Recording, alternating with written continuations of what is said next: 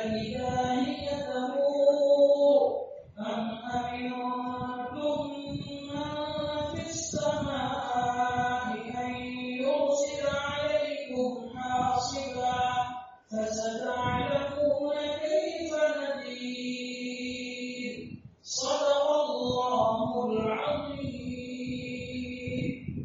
الله الرحمن الرحيم. الحمد لله نحمده ونستعينه ونستغفره ونؤمن به ونتوكل عليه ونعوذ بالله من شرور أنفسنا ومن سيئات أعمالنا.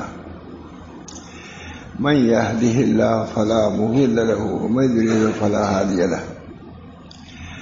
ونشهد أن لا إله إلا الله وحده لا شريك له. ونشهد أن سيدنا ونبينا مولانا محمدا عبده ورسوله صلى الله تعالى عليه وعلى آله وأصحابه وأزواجه وذرياته وسلم تسليما كثيرا كثيرا. أما بعد، أعوذ بالله من الشيطان الرجيم. بسم الله الرحمن الرحيم. لقد من الله على المؤمنين إذ بعث فيهم رسولا من أنفسهم يتلو عليهم آياته ويزكيهم ويعلمهم الكتاب والحكمة. صاحبزادے نے قرآن شریف کی تلاوت جو کی، میں دوسرا مضمون سنانے والا تھا. داعیہ جذبہ ہوا، اتنا اثر ہوا، بہت خوب پڑھا. مجھے ایک مثال، حضرت مولانا تھانی رحمۃ اللہ علیہ واز کہنے کے لیے بیٹھے، کوئی بولے نہیں. کہا جس لڑکے نے بھی قرآن پڑھا اسے مجھ کو پکڑ لیا، میں اب بول نہیں سکتا واپس. یہ حضرت تھانوی کا واقعہ ہے. قرآن سے تھا تعلق شرف. لڑکے نے جو قرآن پڑھا اس سے میرے دل پر اثر ہو گیا. میں افواہ نہیں کر سکتا. یہ ہمارے بزرگوں کا واقعہ ہے. اتنا اثر قرآن کا تو میں بیان کرنے والا تھا. دوسرا کچھ خیر کچھ سوچ کے زیادہ آتا بھی نہیں، لیکن بہرحال اس صاحبزادے کے پڑھنے سے ذہن میں آیا کہ اس آیت پر بیان کروں تاکہ اس آیت کی کوئی تفسیر ہو جائے. ایک بات پہلی بات یہ بھی کہتا ہوں کہ ہمارے حضرت ماشاء رسول اللہ صاحب فرماتے تھے کہ قرآن سے بڑھ کے کوئی واعظ نہیں. یہ بہت عام جملہ ہوتا تھا. قرآن سے بڑھ کے کوئی واعظ نہیں، مذکر نہیں، واعظ. وہاں تم کہہ رہے ہو، کیا کہو گے؟ قرآن سے بڑھ کے کوئی واعظ ہے؟ اور پھر آیتیں پڑھتے چلے آتے تھے، ترجمہ کرتے جاتے تھے. حضرت علی میں نے لکھا کہ اتنی آیتیں پڑھا کہ بہتوں کا ترجمہ بھی نہیں کیا، پڑھتے چلے گئے. حافظ تھے، حافظ قرآن زبردست. حضرت تھانی کے تراویح سناتے تھے. وہاں علی میں لکھا بھی ہم تو جانتے ہی ہیں، لیکن ان کے لکھنے کی ایک بات دوسری ہے. بھائی لکھ دیا، مولانا نے لکھ دیا. آیتیں پڑھتے چلے جاتے تھے، کہیں کہیں ترجمہ بھی کر دیتے تھے. لیکن حضرت کا خاص واعظ بالقرآن فرماتے تھے، وہ قرآن سے بڑھ کے کوئی واعظ نہیں، قرآن سے بڑھ کے کوئی واعظ نہیں. بہت فرماتے تھے. علماء سے کہتے قرآن سے بڑھ کے کوئی واعظ نہیں. اللہ تعالیٰ ہم سب لوگوں کو قرآن سے تعلق پیدا کرے، اس کی تلاوت کی توفیق دے، اس کے سمجھنے کی توفیق دے، اس کو عمل کی توفیق دے، اس سے دل لگانے کی توفیق دے، اس سے محبت کرنے کی توفیق دے، اس کی عظمت کو اپنے دل میں بٹھانے کی توفیق دے. قرآن سب کچھ ہے. اللہ تعالیٰ نے قرآن پاک بہت بڑی. تم میں دو چیزیں چھوڑے جا رہا ہوں. نبی اکرم صلی اللہ علیہ وسلم فرماتے ہیں تم میں دو چیزیں چھوڑے جا رہا ہوں، اگر تم اس کو اختیار کریں تمسکتم بہما، ان دونوں کو پکڑے رہو گے، لن تضلوا، گمراہ نہیں ہوگے. ہمارے حضرت حضرت تجربہ کرتے تھے، تم حیران نہیں ہوگے. اگر ان دونوں کو پکڑے گئے تو حیران اور پریشان نہیں ہوتے. تجربہ الگ ہو گئے کہ نہیں؟ ہم لوگ سب مولوی جیسے ہیں عموماً یہی تجربہ کرتے ہیں، گمراہ نہیں ہو گئے. اگر فَإِن تَمَسَّكْتُم بِهِمَا لَن تَضِلُّوا، اس کا ترجمہ یہی گمراہ نہیں ہے. لیکن حضرت کی بات ہے نہیں، ہم مانتے ہیں ان کو کسی وجہ سے کہتے تھے کہ تم حیران و پریشان نہیں ہوگے. اگر قرآن کو پکڑے رہو گے تو حیران و پریشان نہیں ہوگے. اللہ تعالی ہم سب لوگوں کو قرآن کے پکڑنے کی توفیق فرماتا ہے. ماشاء اللہ یہاں قرآن کی طرف خاص شغف ہے. بلا تردد میں کہتا ہوں، بلا تکلف، الحمدللہ یہاں قرآن کی تعلیم ہوتی ہے. جب پہلے میں آیا اسی وقت سے جا کے کہا کہ الحمدللہ قرآن کی خدمت خوب ہو رہی ہے. آیات احادیث ہمارے حافظ نائب محترم صاحب تھے، بہت ذوق رکھتے تھے قرآن کا. بہرحال اللہ تعالی ہم لوگوں کو بھی یہ ذوق قرآن یہاں کے لوگوں سے عطا فرمائے. بہت بہرحال لڑکے نے پڑھا قرآن پاک. میں نے کتاب دوسری منگائی تھی، پھر اس کو منگایا کہ اسی پر بیان کروں گا. یہ کتاب یہ ہے عشرۃ قواعد لتزکیۃ النفوس، عرب عالم کی کتاب ہے. عشرۃ قواعد لتزکیۃ النفوس، نفوس کی اصلاح کے لیے تزکیہ کے 10 قاعدے ہیں. اس میں تیسرا قاعدہ کیا ہے؟ تیسرا قاعدہ تلاوت کلام پاک ہے. اصلاح نفس کے لیے تیسرا قاعدہ کیا ہے؟ قرآن پاک ہے. کوئی اردو کتاب نہیں، کسی شاعر کا کلام نہیں، خدا کا کلام. خدا نے انبیاء کو هو الذی بعث فی الامیین رسولا منہم یتلو علیہم آیاتہ ویزکیہم ویعلمہم الکتاب والحکمہ وإن كانوا من قبل لفی ضلال مبین. اللہ تعالیٰ نے قرآن کو نازل کیا، انبیاء کو مبعوث کیا. هو الذی بعث فی الامیین رسولا منہم یتلو علیہم آیاتہ ویزکیہم ویعلمہم الکتاب والحکمہ. مبعوث کیا نبی کو اس لیے کیا کہ قرآن کی تلاوت کرے. معلوم سب کی تلاوت یکساں نہیں ہوتی. تلاوت حضرت داؤد علیہ السلام بھی تلاوت کرتے تھے، چڑیا سرسر ہو جاتی تھی، مست ہو جاتی چڑیا. کوئی ہمارے صحابی تھے حضرت کے، کہتے تھے ان کو لہن داؤدی ملا ہوا ہے. حضور نے فرمایا معلومات قرآن پڑھنے کا بھی ایک ڈھنگ، ایک طریقہ یہ ہوتا ہے. اسی بنا پر نبی اکرم صلی اللہ علیہ وسلم نے فرمایا کہ قرآن پاک کو لہن عرب سے پڑھا کرو. وہ بھی مطلوب ہے، جیسے قرآن کی تلاوت مطلوب، لہن عرب میں پڑھنا مطلوب ہے. اب سیکھیں گے تب تو. کچھ دنوں سے الحمدللہ 10-20 سال سے چل رہا ہے، ورنہ تو پہلے کوئی بہت زیادہ لوگ جانتے بھی نہیں تھے. بہرحال اللہ تعالیٰ ہم سب لوگوں کو قرآن پاک سے تعلق، نسبت، رمضان سے خاص تعلق ہے قرآن کا. اب قرآن سے بڑھ کے وائس کون ہوگا، اور قرآن سے بڑھ کے مزکی کون ہوگا؟ اپنے نفس سے چلو گے، اسی نفس کے لپیٹ میں ختم ہو جاؤ گے، تباہ ہو جاؤ گے. قرآن کو سامنے رکھو. سراج صاحب سمجھیے، قرآن سراج ہے، سراج طریق ہے. بہرحال حقیقت میں اب ترجمہ اس کا ہے، حقیقت میں اللہ تعالیٰ نے مسلمانوں پر احسان کیا ہے جبکہ انہی کے جن سے ایک ایسے پیغمبر کو بھیجا کہ ان لوگوں کو اللہ تعالیٰ کی آیتیں پڑھ پڑھ کے سناتا ہے. پہلا احسان نبی کو بھیجنا، یہ احسان. پھر اس کے بعد اس کا تلاوت کلام اللہ کرنا، یہ دوسرا احسان. یعنی کہ نبی آ کے بیٹھا ہوا خالی تلاوت کرتا ہے. جہاں جاؤ حافظوں کو تلاوت کرنا چاہیے. میں لندن گیا تھا، ایک بہت بڑے عالم کا مولانا، ہر ملک سے محدثین بھی آتے ہیں، پڑھے لکھے آتے ہیں، لیکن ایک آدمی جو 2-1 حدیث سنا دیا تھا مسجد میں، بس گھوم رہے ہیں، کوئی چندے کے لیے، کوئی اس کے لیے. ارے اصل مقصود اس کو بناؤ تبلیغ کے دین. چندہ بھی ہے مدرسے کی، ٹھیک ہے، کوئی بات نہیں ہے، لیکن اس کو بھی اس نیت سے کرو کہ جو یہاں موقع ملے گا ہم دین کی باتیں کریں گے.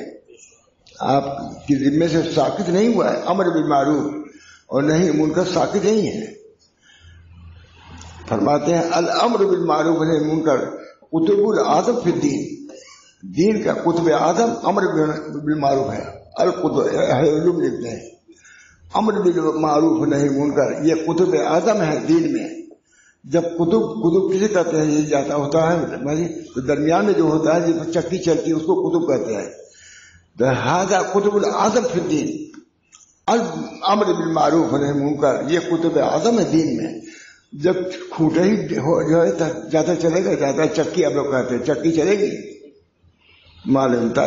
چکی چلنے کے لیے امر بالمعروف نہی منکر کا ہے. اس کے لیے کوئی خاص طریق جس کو جیسے مناسبت ہو کام کرو. مولویوں کو بھی کام کرنا چاہیے. لندن میں انہوں نے کہا بڑی عمدہ بات کہی. یہ نہیں کہا کہ یہ نہیں کہتا. کہا حدیث پڑھ کے آئے ہو بخاری چند حدیثیں سنا دیا کرو. عالم وہ بھی عالم تھے شہر کا نام بھی لیا. کوئی گھومتے رہتے ہیں موقع پہ کہا 3 حدیث نہیں سننی 3 حدیث ہی سنا لو. اپنے کام کو کام مقدم اس کو رکھو. جائے وہ چندے کے لیے مدرسے کے لیے سب کچھ ٹھیک ہے لیکن اپنا مقصد تبلیغ دینا. بلغوا انی ولو آیا بلغوا انی ولو آیا. ایک آیت کی تبلیغ کرو. یہ دھیان دے تب تو تبلیغ کرو گے. تبلیغ کی ایک ہی جہت نہیں ہے ہزاروں تبلیغ کی ہے. تبلیغ کی شرطیں متعدد ہیں. جس چیز کو لوگ اخلاص کے ساتھ وہ تبلیغ ہی ہے. اس بنا پر تبلیغ میرے دوست بلغوا کا لفظ ہے حدیث ہے بلغوا انی ولو آیا. تبلیغ آ گیا کہ نہیں اس میں. بلغوا امر ہے کس کا تبلیغ کا معلوم ہے نہیں تم کو. بلغوا کیا ہے یہ امر ہے. بلغوا انی میری طرف سے تبلیغ کرو. اگرچہ ایک آیت ہی کی ہو ہر عالم اس کو مستحضر رکھے کہ جہاں جائے. ہمارے حضرت محمد احمد صاحب حضرت تو تھے ہی ماشاء اللہ مشہور ہی ہیں. ہم کھانا کھانے کے بعد شروع کر دیتے تھے کچھ دین کی باتیں. کہا مولانا کھانا کھایا گیا ہے یہ کھانا ٹھیک نہیں ہوگا جب تک کہ دین کو اس میں نہ ملایا جائے گا. اس کے بغیر کہے ہوئے دعوی کچھ کہتا نہیں تھا. کہا اس نے اپنا حق ادا کر دیا ہم کو اپنا حق ادا کرنا چاہیے کہ اس کو دین کی باتیں کو سنا دیں. حضرت شاہ رسول اللہ صاحب تشریف لے گئے. بہت سے لوگ ہوں گے بھی. کھانا کھا لیا کھا کے فارغ ہو گئی. دعوت تھی اس کے بعد بیان کرنا شروع کر دیا. ڈانٹنا بھی شروع کر دیا. تو کسی نے کہا یہ کیا ہوا بھائی. کہا پہلے اپنا کام کیا تھا کھانے کا اور پھر ہم لوگ کا کام شروع کر دیا. ایک عمدہ بات ہے. کہا اپنا ہوشیار ہر جگہ ہوتے ہیں ہر ایک ظاہر ہے. کہا پہلے اپنا کام کر لیا کھانا کھا لیا لیکن ہم کو بھی کچھ کرنا ہے. امر بالمعروف کا دعوت کے بعد میں نے دونوں شیخ ویسے پائے. وہاں سراپا امر بالمعروف ہی تھے. وہ تو کچھ جانتے نہیں. سراپا امر بالمعروف نہیں مگر وہاں امرا 3 ہی سے تعلق رہا ہمارا. تینوں بلکہ حضرت علی میں سے تعلق ان کا مزاج یہی تھا. الحمدللہ امر بالمعروف نہی منکر قطب الاعظم فی الدین. دین قطب اعظم کہیں نہیں سنا ہوگا. ساری بزرگوں کو متعلق سنا ہوگا قطب اعظم یہاں نہیں سنا. امام غزالی استعمال کرتے ہیں ھذا قطب الاعظم فی الدین. دین میں قطب اعظم کیا ہے امر بالمعروف نہی منکر. اس سے کوئی مستثنا نہیں ہے. نہ مولوی مستثنا ہے نہ حافظ ہے. اس کو بھی اپنے کم سے کم وہ وامر بالعرف عرف کا امر کرو ونہی عن المنکر منکر سے روکو سب کے لیے.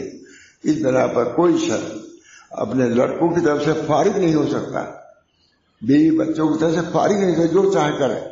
لکھا ایک عالم نے کہ یہ کہنا تو کافی نہیں ہے کہ ہم نے تو منع کیا نہیں مانتا. کہا کافی نہیں پکڑ جاؤ گے خدا کے. ابھی میں نے دیکھا اس بہانے سے تم خدا کے سے پکڑ سے چھوٹ نہیں سکتے. امر بالمعروف نہی منکر اس طریقے سے کرو جیسے کیا جاتا ہے. امر بالمعروف نہی منکر. اللہ تعالی ہم سب لوگوں کو دین کی معرفت عطا فرمائے اور صحیح طور سے دین کو پہنچانے کا طریق متعین فرمائے اور کرے. امر بالمعروف بما کہتے ہیں اس کے لیے علم کی ضرورت ہے. متا یا کب امر بالمعروف کب کرو گے. متا بمن کب تم امر بالمعروف کہہ کے وقت کا انتخاب کرو. حضور اقدس صلی اللہ علیہ وسلم امر وقت کا انتخاب کرتے تھے. یعنی کہ کوئی حد دیا جا رہا ہے آپ اس کے اندر شروع کر دیا. حل چھوڑ کر کے مارے گا. مسی عالم نے لکھا ہے, یہ حضور نے نہیں, مسی عالم لکھتا ہے کہ عمل بالمعروف نہیں کرنے کا بھائی ڈھنگ سیکھو. متا کب کریں, یہ متا نباشر ہو, وہ آئین مباشر ہو, بے من مباشر ہو. ہم کس کے ساتھ یہ معاملہ کریں, کب کریں, کیسے کریں, یہ تین چیزوں کا جب تک نہ ہو وہ نہیں کر سکتا.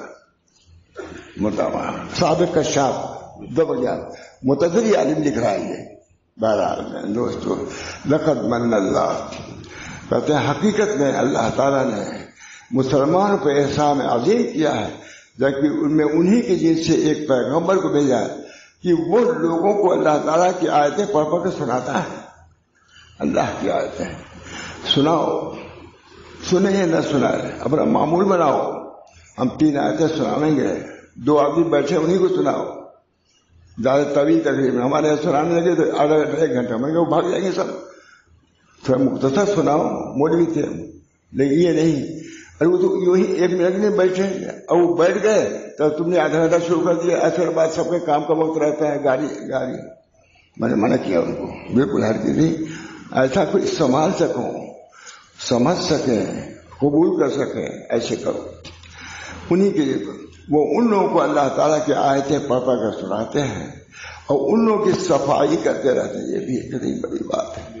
نبی صرف پڑھ پڑھ کر سناتا نہیں بلکہ صفائی بھی کرتا ہے کہ بھائی دیکھو سن رہے ہو نا, یہ اللہ بیان کر رہا ہے, اس طرح کا اپنا دل بناؤ.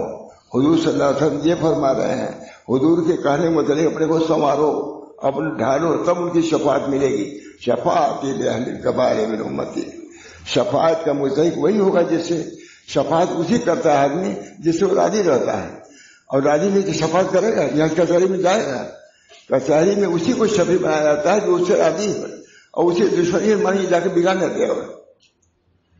شفاعت نبی صلی اللہ علیہ وسلم شفیع آدم, اللہ تعالیٰ نے حضور صلی اللہ علیہ وسلم کو شفیع بنا کے بھیجا ہے.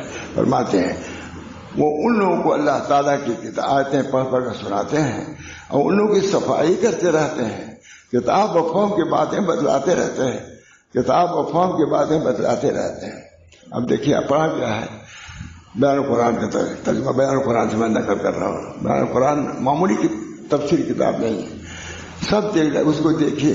میں نے دیکھا ترکیسر میں تھے مولانا ابرار صاحب, کہتے ہیں مولانا تفسیر میں پڑھاتا ہوں. سب کتاب بہت محقق تھے, جلالین پڑھاتے محقق آدمی تھے, لیکن جب اخیر میں بیان قرآن دیتا تب صحیح معنی میں سمجھ میں آتا ہے اور اچھے بڑے الفاظ بیان قرآن کو آتا. دیکھیے ترجمہ کی طرح حقیقت میں هو الذی بعث فی الامین, حقیقت میں اللہ تعالیٰ نے مسلمانوں پر احسان کیا جبکہ ان میں انہی کی جن سے ایک ایسے پیغمبر کو بھیجا کہ وہ لوگوں کو اللہ تعالیٰ کی آیتیں پڑھ پڑھ کر سناتے ہیں اور ان لوگوں کی صفائی کرتے ہیں. دل میں کبر ہے, عداوت ہے, حسد ہے, اس کو بھی ساتھ ساتھ دھوتے چلتے ہیں. علم آ رہا ہے اور صفائی آیا ہے, یہ کامل ہے, یہ شخص کامل ہے جس کے دل میں خود ہو الذی, اس کے دل میں خود تزکیہ نہیں اگر ہے, اس کا قلب خود گندا ہے, کیا دوسرے کو پاکی پا جائے گا. سب سے پہلی چیز امر بالمعروف نہی منکر والوں کی لیے ضروری ہے جو اپنے نفس کی بھی اصلاح کرے. اصلاح اپنی نفس کرو گے اس کا اثر ہوگا, نہیں کرو گے بدنام تم بھی ہوگے, دین بھی بدنام ہوگا. اس بنا پر ان چیزوں کی رعایت کرو کہتے ہیں. اور ان لوگوں کی صفائی کرتے ہیں, کتاب اور فہم کی باتیں بتاتے رہتے ہیں. عقل نہیں کہا, فہم کیا ہے, سمجھ مجھے کہا, کتاب اور فہم کی باتیں کہتے ہیں. حضرت جعفر صادق نے حضرت امام موحد سے پوچھا کہ فہم کسے کہتے ہیں, کہا فہم کسے کہتے ہیں. حضرت جعفر صادق نے امام موحد پر, تو حضرت نے فرمایا کہ جو مضر کہتے ہیں, مضر اور نافع چیز میں تمیز کرے, یہ فہم ظاہر ہے. مضر چیز یہ ہم کھائیں گے تو نقصان ہوگا, یہ کھائیں گے تو فائدہ ہوگا, اس کو اختیار, یہ فہم ہے. کہا نہیں ابھی تم نہیں سمجھے. امام جعفر صادق کہتے ہیں فہم یہ ہے جو اولا ہوگا, اولا میں تمیز کرے, اس وقت ہم کو کیا کرنا ہے؟ مسجد میں بیٹھنا ہے کہ نماز پڑھنا ہے؟ اولا غیر اولا ہے، نماز بھی پڑھو تو بھی جائے، جاؤ پڑھو۔ مثال کے طور پر کہہ دیا بھائی، میں نے کہا کہ اس وقت آپ کے لیے کیا ہے؟ اس میں بیٹھنا ہے۔ حضرت تھانوی کے ہاں لوگ رہتے تھے، مسجد بکل ہی میں ہے، تو ہم نے سنا ہے حضرت کی مجلس ہوتی رہتے تھے، جو بعض صوفی لوگ وہاں بھی ایسے جاتے تھے کہ وہ تلاوت کرتے رہتے تھے۔ میں نے خود سنا ہے کہ حضرت تھانوی فرماتے تھے کہ ان سے کہہ دو کہ یہاں بیٹھے تو زیادہ نفع ہوگا، آؤ یہاں بیٹھو شیردری میں۔ یہ سنا ہوا، اتنا سنا ہے کہ بس سنا ہی سنا ہے، میں دعا کرا کو عمل بھی ہو، اتنا سنا ہے۔ 40 سال سے سنا ہی تو 40 سال سنا ہے۔ اللہ تعالیٰ یہ کتنی بڑی بات، کسی سے آپ نہیں سنیے گا، ہر آدمی کے سامنے ہر بات تھوڑی نہیں ہوتی ہے۔ حضرت تھانوی رہتے تھے شیردری میں، اور وہ شاباشی میں تلاوت کر رہے تھے۔ کہا جا کے ان سے کہو کہ اس وقت ان کو ثواب اس مجلس میں بیٹھنے میں یہ اولا ہے، اور تلاوت کوئی بری چیز تو نہیں تھی، اولا یہ تھا کہ شیخ کی مجلس میں بیٹھو، وہاں تمہارے نفوس کا تزکیہ ہوگا، تعلیم ہوگی، تو کوئی رہبری ملے گی۔ بڑی بڑی بات ہے۔ اللہ تعالیٰ ہم سب لوگوں کو دین کو سمجھنے کی توفیق فرمائے۔ کتنے لوگ ہیں، کتنے لوگ حضرت تھانوی گئے، کتنے لوگ حضرت فرماتے، کتنے لوگ تھانوی کا مشرق بدلا۔ دیوبند متعلق کہتے تھے، کہتے دیوبند میں لوگ جاتے ہیں پڑھنے، 1 سال رہتے ہیں، اور کہتے ہیں دیوبندیت سمجھ کے آگے۔ کہا تم سالوں رہو تو بھی نہیں سمجھو گے دیوبندیت کیا چیز ہے، کا مشرب ہمارے قابل کا کیا تھا تو سمجھ لو گے، 9 مہینے میں سمجھ لو گے۔ اللہ تعالیٰ ہم سب لوگوں کو اپنے مشرق کو، بہت بڑا جو اجلاس تھا مولانا علی میں نے تقریر کیا، دیوبندیت تھا کیا چیز، 4 چیزیں بیان کی مولانا علی میں نے، بہت بڑا مجمع ہے، 10-20 آدمی کا مجمع تھا اندرا گاندھی زمانے میں، دیوبند نے بیان کیا مسئلہ کہ دیوبند ہے کیا بیان کیا انہوں نے، اتباع سنت وغیرہ۔ میں ایک دن کے بعد پہنچا، وہ تقریر یہ ہو چکی تھی، بہت شور تھا مولانا علی میاں کی تقریر کا۔ بہرحال حقیقت میں کہہ رہا ہوں کہ ترجمہ کتاب کا آیتیں پڑھ کے سناتے ہیں، اور ان لوگوں کی صفائی کرتے رہتے ہیں، ان لوگوں کی صفائی۔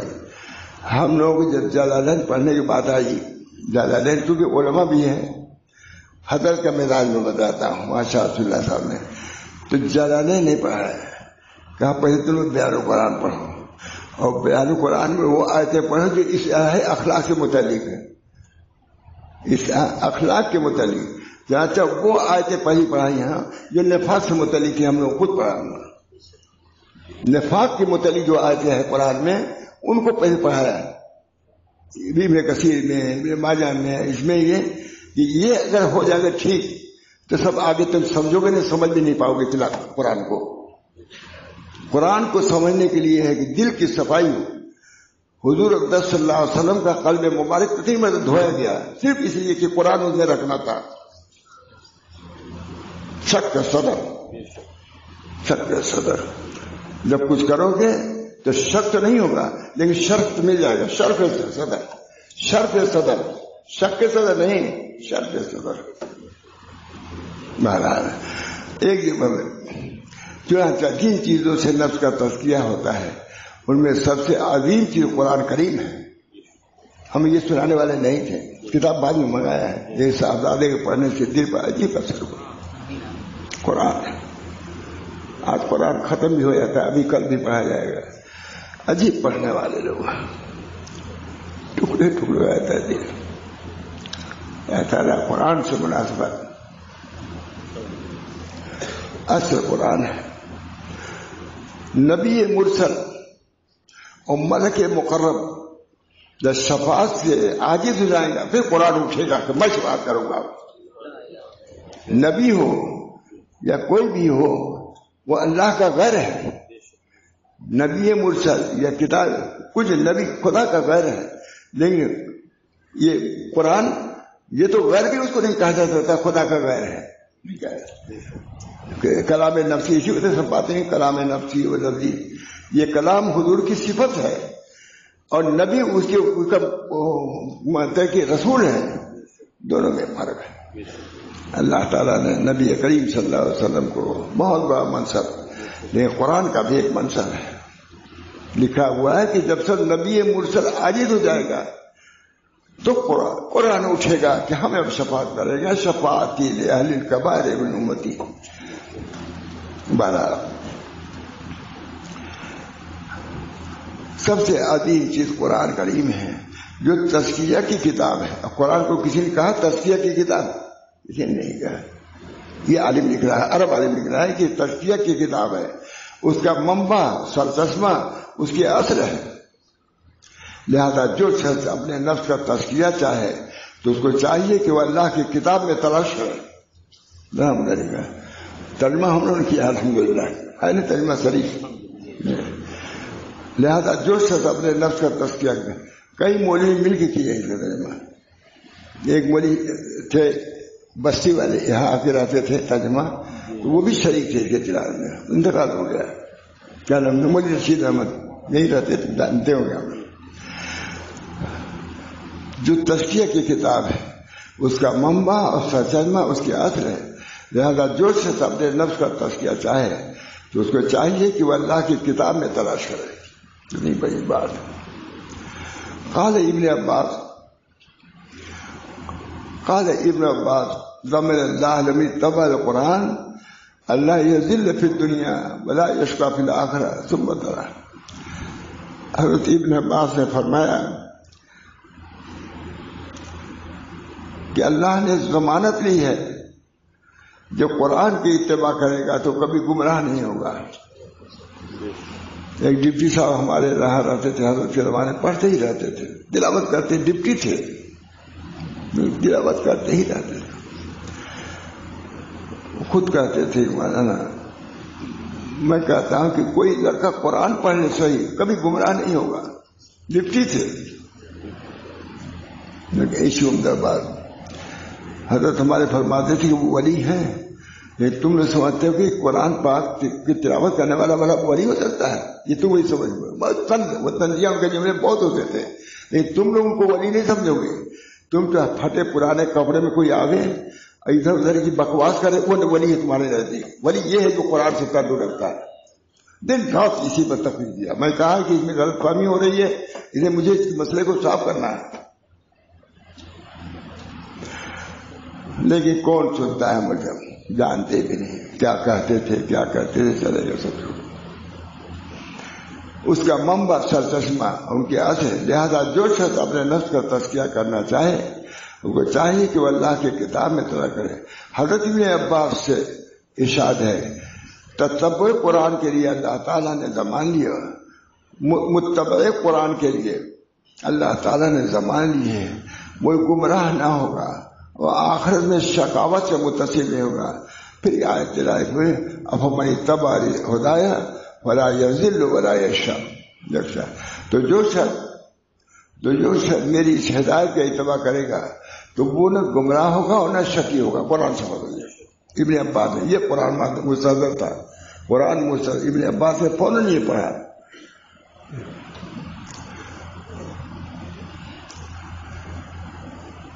پھر لکھ رہے ہیں قال ابن القیم القرآن هو الشفاء التام. القرآن شفاء التام. تمام بیماریوں کے لیے خواہ قلبی ہوں یا بدنی ہوں یا دنیاوی ہوں یا بخراوی ہیں، سب کے لیے شفا قرآن ہے. معلوم اسی سے علاج ہی کرتے تھے. ان کو حال تھا، ایمان تھا، قرآن تو کچھ ہم کریں. قرآن شفا ہے. اس میں ہے شفا کس کے لیے؟ ظاہری بیماریوں سے یا باطنی یا دونوں سے. علماء نے لکھا ہے کہ دونوں سے ہے، دونوں سے شفا ہے، ظاہری بیماریوں سے بھی اور باطنی بیماریوں سے بھی. جس کی تلاوت ایسے لوگ اس پر ایمان لے آتے ہیں. بڑا قرآن پاک کی خاص اہمیت ہے. اللہ تعالی ہم سب لوگوں کو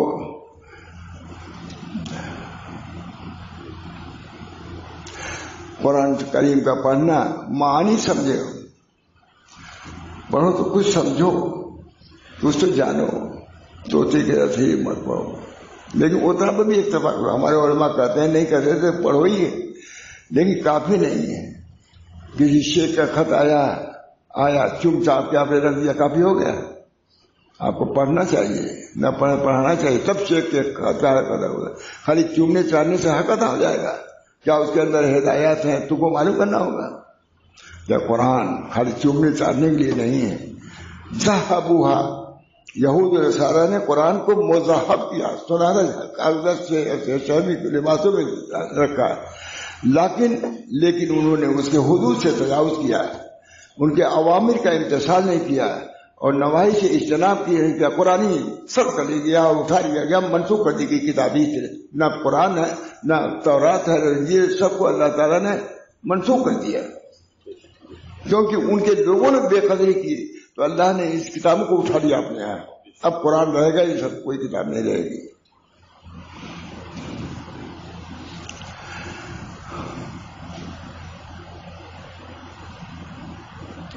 حضرت علامہ ابن حجر نے بیان کیا ہے کہ قرآن کریم کی تلاوت پر ہر کسی کو ثواب حاصل ہوتا ہے، یعنی جو سمجھے یا اسے نہ سمجھے. ابن حجر لکھ رہے ہیں، علامہ ابن حجر، کیونکہ وہ قرآن کے الفاظ تو زبان سے ادا کر ہی رہا ہے، سمجھ نہیں رہا ہے، لیکن قرآن کے الفاظ تو اس کے زبان پر ہیں. بڑی بات ہے. ابن حجر لکھ رہے ہیں الفاظ زبان سے ادا کر ہی ہے، اس کا تلفظ عبادت ہے. جس طرح اس کے معنی کا سمجھنا عبادت، اسی طرح اس کا تلفظ بھی معنی. الف لام میم 30 لکھی، الف کے 10 لام کیا ہے؟ الف معنی سمجھا آپ؟ لام کو سمجھا؟ بے سمجھے لکھتے ہیں حضور صلی اللہ علیہ وسلم کہ الف لام میم جو پڑھتا ہے اس کو 30 نیکی ملتی ہے. نہ الف کا معنی کوئی سمجھے، نہ لام کے نہ میم کے، لیکن پڑھنے سے 30 نیکی مل گئی. ہمارے حضرت ایک اور بات کہتے تھے، فرعون کا لفظ کتنا مذموم سمجھاتا ہے، لیکن اللہ تعالیٰ نے فرعون کا لفظ لے آئے ہیں، دیکھا اس پر بھی سب کو ثواب ملے گا. فرعون کے جتنے حرف 10 نبی بڑھ کے ملے، فرعون کے نام پر بھی نیکیاں ملیں گی. قرآن میں فرعون کا لفظ ہے، پھر پر 10 رام پر مانی کتنی مل جائیں گی؟ قرآن کی برکت. قرآن میں جو آ گیا اس کے الفاظ کی بھی وقت، اس کے حروف کی بھی وقت.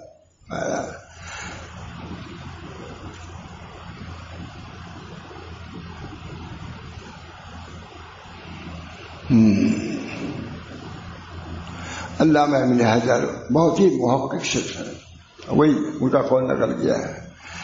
علماء ان کے قول کو سند بناتے ہیں، سب جانتے ہیں. بخاری کی شرح علامہ ابن حجر بہت محقق شخص ہیں. علماء ان کے اقوال کو سند بناتے ہیں اور ان کو اپنی کتابوں میں نقل فرماتے ہیں. جیسا کہ ملا علی قاری نقل فرمایا، اس پر کوئی لفظ نہیں ہے، واری نہیں ہوتا، ورنہ تو عموماً ان کے اقوال نقل، اس قول کو جو نقل کیا ہے اوپر دیر جائے گی. تو علامہ ابن ملا علی قاری میں کہا کہ ابن حجر نے صحیح کیا، تو حضرت ہمارے فرماتے ہیں کہ عموماً تو ابن حجر کا وہ رد کرتے ہیں ملا علی قاری، مگر اس بات کو انہوں نے بھی تسلیم کر لیا. ان کی بات ہے بہت زبردست مفسر تھے، محدث. کہا عموماً ملا علی قاری علامہ ابن حجر کی تردید کرتے ہیں قول پر، لیکن اس بات کو جو خط لکھا ہوا ہے اس کو تسلیم کر لیا انہوں نے. یہی رائے ہے کہ نفس تلاوت کرنا، نفس تلاوت، یہی اصل بات یہی ہے. نفس تلاوت سے ثواب ملے گا، صرف الف لام میم زال کا ثواب ملے گا، لیکن ظاہر کے سمجھو گے تو زیادہ فائدہ ہو گئی. الاجرت بقدر المشقت، یعنی بہت مشہور جملہ ہے، الاجرت بقدر المشقت. ایک تو صرف الف لام میم کہہ دیا، ایک ہی کہ ذالک کتاب کیا معنی ہے، معنی ہو گیا، ذالک کتاب کہہ دیا، اس کا معنی متصرف مشقت ہوئی تو اسی مشقت کا ثواب بھی ملے گا. اگرچہ بات یہ بات ضروری ہے کہ سمجھ کے تلاوت کرنے میں ثواب زیادہ ملے گا، مگر نفس ثواب کا انکار جائز نہیں ہو سکتا. تلاوت حضرت کہتے ہیں نفس تلاوت کا ثواب ملے گا، لیکن سمجھ کا ثواب کا تلاوت میں زیادہ ثواب ملے گا. بہرحال میں کہہ رہا تھا کہ قرآن کریم یہ کتاب ہے. اس کے بعد قاعدہ رابعہ کیا ہے؟ حضور صلی اللہ علیہ وسلم کو اس وقت دونوں کو ساتھ بیان کیا ہے، قرآن پھر وہ حضور، کتاب و سنت دونوں. اللہ تعالیٰ کا ارشاد ہے، لقد کان لکم فی رسول اللہ اسوۃ حسنہ لمن کان یرجو اللہ والیوم الآخر وذکر اللہ کثیرا. تم لوگوں کے لیے، یعنی ایسے شر کے لیے جو اللہ تعالیٰ سے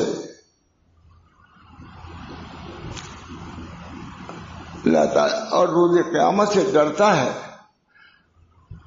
اور ذکر الہی کرتا ہے، رسول اللہ صلی اللہ علیہ وسلم کا ایک عمدہ نمونہ ہے۔ اگر تم چاہتے ہو تو حضور صلی اللہ علیہ وسلم نمونہ موجود ہے، ان کی زندگی کا اتباع کرو، کامیاب ہو جاؤ گے۔ کتنی عمدہ بات ہے۔ قال ابن کثیر هذه الآية الكريمة اصل كبير في التأسي برسول الله صلی اللہ علیہ وسلم بأقواله وأفعاله وأحواله۔ ابن کثیر نے کہا کہ یہ آیت کریمہ اصل کبیر ہے حضور صلی اللہ علیہ وسلم کے اسوہ کو اختیار کرنے میں۔ وہ اسوہ چاہے اقوال میں ہو یا افعال میں ہو یا احوال میں، سب کو اختیار کرنا ہوگا۔ تو متبع سنت ہو گئے، چند ظاہری سنتوں میں لے لیا، باقی کو چھوڑ دیا۔ ظاہری اعمال کو لے لیا، باطنی اعمال تقویٰ ہے، طہارت ہے، یہ سب چیزیں ہیں، اس کو بھی لینا ہوگا۔ صرف نماز نہیں، مگر نماز کے ساتھ جو ان کے باطنی اخلاق ہیں ان کو بھی اپنے اندر پیدا کرنے کی کوشش ہے۔ بزرگوں کے پاس اسی لیے جاتے ہیں۔ حضرت تھانی جب حاجی صاحب کہہ گئے، معلومات حضرت حاجی صاحب کی خدمت میں گئے ہیں تو ان کے گھر کی عورتوں نے کہا کہ کیا سیکھ رہے؟ اشرف علی وہاں چلا گیا، کچھ تو پڑھا لکھا ہو گیا کہاں؟ لوگوں نے کہا کہ اب تک پڑھتے تھے، اب گننے گئے ہیں۔ اب آپ نے سمجھے گننے مطلب کہ اسی علم کو پرورش کرنے کے لیے گئے۔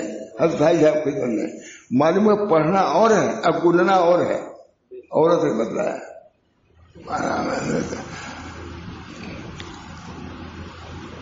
لہذا رسول اللہ صلی اللہ علیہ وسلم کی اتباع اور آپ کو اپنے لیے اسوہ بنانا، یہ اللہ تعالیٰ سے سچی محبت کی دلیل ہے۔ حضور سے محبت اس لیے کہ نبی اکرم صلی اللہ علیہ وسلم کی اتباع و اقتداء اور آپ کے سیدھے راستے پہ چلنا ہی اصل اور عین تزکیہ ہے۔ حضور کے اسوہ پہ چلنا یا عین تزکیہ یہی ہے۔ جو چلے گا سمجھو تزکیہ اس کو ہو گیا، تب اس کے سنت کے مطابق چل رہا ہے۔ یہ تیری عمدہ دلیل ہے۔ اس حضور کی سنت پہ چلنا، یہ سمجھنا چاہیے کہ اللہ تعالیٰ نے اس کو تزکیہ کی دولت سے مالا مال کیا، تبھی سنت کے مطابق نماز پڑھ رہا ہے، زکات دے رہا ہے، لوگوں کو گالی گلوچ نہیں دیتا ہے، رعایت کرتا ہے، عیادت کرتا ہے، زیارت کرتا ہے۔ یہ سب کیونکہ حضور سے تعلق اس کو ہو گیا ہے، اس بنا پر وہ کر رہا ہے۔ اور جس کو حضور سے تعلق ہوگا پھر جنت نارا ہر زمانے میں کسی چلنا ہی اصل و عین تزکیہ ہے۔ اور تزکیہ تک پہنچنا ممکن ہی نہیں، تزکیہ تک پہنچنا ممکن ہی نہیں بغیر ان چیزوں کو جن کو لے کے نبی کریم صلی اللہ علیہ وسلم تشریف لائے ہیں۔ تزکیہ اسی سے حاصل ہوگا جو نبی کریم صلی اللہ علیہ وسلم سے چھوڑ گئے ہیں۔ کیا طریقہ اخلاق میں اختیار اخلاق چھوڑ کے گئے ہیں، تعلیمات چھوڑ کے گئے ہیں، قرآن چھوڑ کے گئے ہیں، اسوہ چھوڑ، ان چیزوں پر چلو گے، یہی تزکیہ ہے اور اسی سے تم اللہ تعالیٰ تک پہنچو گے۔ قد افلح من زکاہا وقد خاب من دساہا، ہے کہ قد افلح من زکاہا، فلاح پائی اسے جسے نفس کیا تزکیہ کیا۔ تزکیہ کیسے ہوگا؟ حضور کی اتباع سے تزکیہ ہوگا، حضور کے تعلیم پر عمل کرنے سے تزکیہ، اور تزکیہ کے بعد فلاح، اور فلاح کا معنی ہے کہ دخول جنت، اللہ کی رضا و خوشنودی۔ بہرحال یہ اللہ تعالیٰ بہت مضمون تو بندہ نہیں ہے۔ اللہ تعالیٰ آپ حضرات کو بھی، آپ لوگوں کی توفیق دے، مجھ کو بھی قرآن و حدیث پر عمل کرنے کی توفیق دے، ہمارا حال بنا دے کہ بغیر سنت پر عمل کیے چین نہ ملے، ایسا حال ہونا چاہیے، چین نہ ملے۔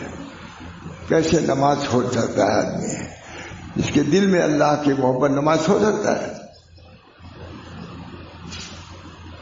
فاتح الصلاۃ، ایک عرب لکھا ہے کہ جہاں نماز چھوٹ جاتی ہے تو فقہا یہ نہیں لکھتے کہ اسے نماز چھوڑ دیا تو اس طرح ادا کرو۔ فاتح الصلاۃ، نماز فوت ہو گئی، کیونکہ مومن سے ممکن ہے کہ نماز کو چھوڑ دے۔ فاتح نماز ذات فوت ہو گئی، یہ نہیں کہ اس نے فوت کر دیا، قضا ہو گئی، یہ نہیں کہ اسے قضا کیا، میرا آخری فتح مغار میں لکھا ہوا ہے فقہ کتاب. اللہ تعالی ہم سب لوگوں کو اپنے دین کو سمجھنے کی توفیق دے. نبی اکرم صلی اللہ علیہ وسلم کی سنت کو سمجھنے کی ضرورت ہے, خود اپنے زندگیوں میں لانے کی ضرورت ہے. یہ ہمارا طریق بالکل کیا ہے, سکہ لگا ہوا ہے. کسی کے دین پر سکہ نہیں, نبی صلی اللہ علیہ وسلم کے دین پر سکہ ہے, اس کے صحت کا, اس کے درستگی کا. کوئی دین ایسا نہیں ہے وہاں دین وہی ہے جو نبی کریم صلی اللہ علیہ وسلم کے قول سے, عمل سے ہے یا حال سے ہم پہ پہنچے, وہی دین ہے. باقی سب کچھ نہیں, سب ہیچ در ہیچ ہے. اللہ ہم سب کو نبی کریم صلی اللہ علیہ وسلم کی اتباع کی, اس کے علم کی, اس کے مطابق چلنے کی توفیق مرحمت فرمائے, اور نبی کریم صلی اللہ علیہ وسلم کی شفاعت کبریٰ سے اللہ اس کی برکت سے محروم نہ فرمائے. شفاعت کبریٰ, شفاعتی لأہل الکبائر من امتی, میری شفاعت اہل کبائر کو, لیکن جو متبع ہوں گے ان کی تو ملے گی. کبائر جو کرے وہ امتی جو کبائر کرتا ہے, لیکن ہر نبی کا تو نبی اس کے لیے شفاعت کرے گا. شفاعتی لأہل الکبائر من امتی. ہمارا اللہ تعالی ہم سب لوگوں کو دین پر مستقیم رکھے, سنت کا عاشق بنائے, اپنے لیے نہیں بلکہ اپنے اولاد کے لیے بھی کرے, اپنے پڑوسیوں کے لیے کرے. یہ ہے تبلیغ, اور یہ دین جو ہر شخص پر ہے. بعض کا فرض عین ہے, ہر آدمی فرض کفایت تو ہے ہی ہے, اس میں کوئی شبہ نہیں ہے. اس بنا پر ہم سب کو سمجھنا چاہیے. اللہ کا شکر ہے کہ یہاں 30-32 سال سے میں آتا ہوں اور ایسے ہی روزانہ رہتا ہے. کبھی ناگا ہوا, کبھی ناگا بھی ایسے, اسی برکت سے بیمار بھی نہیں پڑا. میں کبھی میں نے کہا میں بیمار ہوں, نہیں آ سکتا یہاں, آتا ہوں نہیں. میں نے 30 سال میں تم ہی کئی دفعہ بیمار پڑ چکے ہو گے, نہیں آئے ہو گے. میں اللہ ہم سب کو ظاہری صحت بھی دے اور باطنی صحت بھی دے, اور اس ادارے کو محفوظ رکھے. الحمدللہ یہ مدرسے کا بھی کام کر رہا ہے اور خانقاہ بھی کر رہا ہے. جامع المدرسۃ والخانقاہ, میں نے خانقاہ کا نام دلی میں رکھا ہے. رکشے پہ جا رہا تھا تو مولانا علی میں لکھا ہے کہ خانقاہ کہنے کیا ضرورت نہیں, احسان نام رکھ دیا جائے, تصوف کا احسان نام رکھ دیا جائے. مولانا علی میں ہے, ملفوظ موجود ہے. میں دلی میں جا رہا رکشے سے کہ جب احسان کا نام تصوف کے بجائے احسان رکھا جاتا ہے تو پھر خانقاہ کا نام ہی دارالتزکیہ رکھا جا سکتا ہے. جیسے ہمارے اس پر دارالتزکیہ لکھا ہو کہ نہیں, دلی میں مجھے شے پہ معلوم ہوا کہ جب احسان رکھا جا سکتا ہے تو اس کی جہاں یہ ہوتی ہے اس کو دارالتزکیہ رکھا جا سکتا ہے. جہاں میں نے اپنے یہاں دارالتزکیہ لکھ دیا, دارالتزکیہ تو احسان, یہ ہے نام. اللہ تعالی ہم سب کو ان حقائق کو سمجھنے کی اور سمجھانے کی توفیق مرحمت فرمائے. یہ مدرسے اس سے الگ نہیں ہے. ہمارے حضرت معاملہ کہتے ہیں خالی دارالعلوم تو نہیں ہے, دارالاعمال بھی ہے. یہ تفریق مت کرو, مدرسوں میں تفریق نہ کرو کہ دارالعمل قول ہو, دارالعلم قول ہو. مدرسے ہی میں جوڑو کہ دارالعلم والعمل یہ کہو. تو بہت دل رہا ہو نا, اس وجہ سے ان کی تعلیم بھی بالکل نقش ہے. اللہ ہم سب کو توفیق دے. آخر دعوانا ان الحمدللہ رب العالمین. دعا اللہم صلی علی سیدنا النبی الامی صلی اللہ علیہ وسلم. اللہم صلی علی سیدنا النبی الامی صلی اللہ علیہ وسلم. اللہم صلی علی سیدنا النبی الامی وعلی آلہ واصحابہ وازواجہ وذریاتہ وعلمائہ برحمتک یا ربنا تقبل منا انک انت السمیع العلیم. برحمتک یا ارحم الراحمین ربنا تقبل منا انک انت السمیع العلیم.